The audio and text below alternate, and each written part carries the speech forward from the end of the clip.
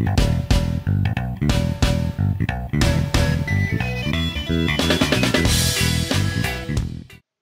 Friends, आज आपण या व्हिडिओमध्ये पाहणार आहोत की गुगल डॉक्समध्ये व्हॉइस टायपिंग कसं करायचं. तर त्यासाठी आपल्याला आपल्या जीमेल अकाउंटवरती लॉग इन करावं लागेल. मी ऑलरेडी इथे लॉग इन झालेली आहे.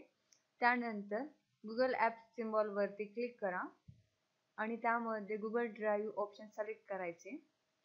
गुगल ड्राईव्ह ओपन केल्यानंतर त्यामध्ये न्यू बटनवरती क्लिक करून आपल्याला जे न्यू फोल्डर, न्यू डॉक्स जे काही नीडेड असेल त्यावरती क्लिक करायचं. सो इथे मी गुगल डॉक्स वरती क्लिक करते, त्यामुळे माझं गुगल डॉक्सचं पेज ओपन होईल.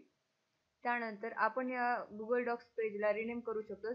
ऑलरेडी इथं अनटायटल्ड डॉक्युमेंट नाव आहे, सो तुम्ही जे नाव देऊ इच्छिता ते इथे देऊ शकता. सो मी इथे नाव देत आहे माय फर्स्ट पेज.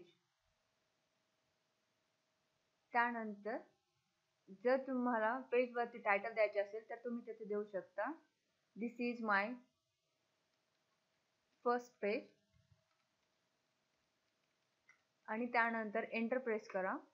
एंटर प्रेस केल्यानंतर मेनू बार वरती टूल्स ऑप्शन सिलेक्ट करा. त्यानंतर त्यावरती व्हॉइस टायपिंग ऑप्शन वरती क्लिक करा. व्हॉइस टायपिंग ऑप्शन वरती क्लिक केल्यानंतर तुम्हाला लेफ्ट साइडला माईक डिस्प्ले होईल. त्या माईक वरती क्लिक करा. आपण जे बोलू ते या पेज वरती ऑटोमॅटिक टाइप होईल.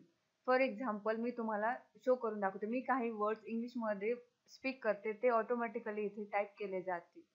Just see.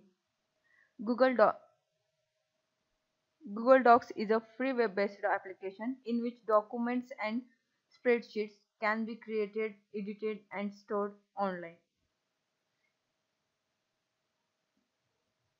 तर या प्रकारे आपण डॉक्युमेंट क्रिएट करू शकतो आणि ऑटोमॅटिकली हे सेव्ह केलं जातं. त्यानंतर माय ड्राईव्ह वरती जाऊन आपण पाहू शकता की आपण केलेली डॉक्युमेंट क्रिएट झालेली आहे की नाहीये. Just check it.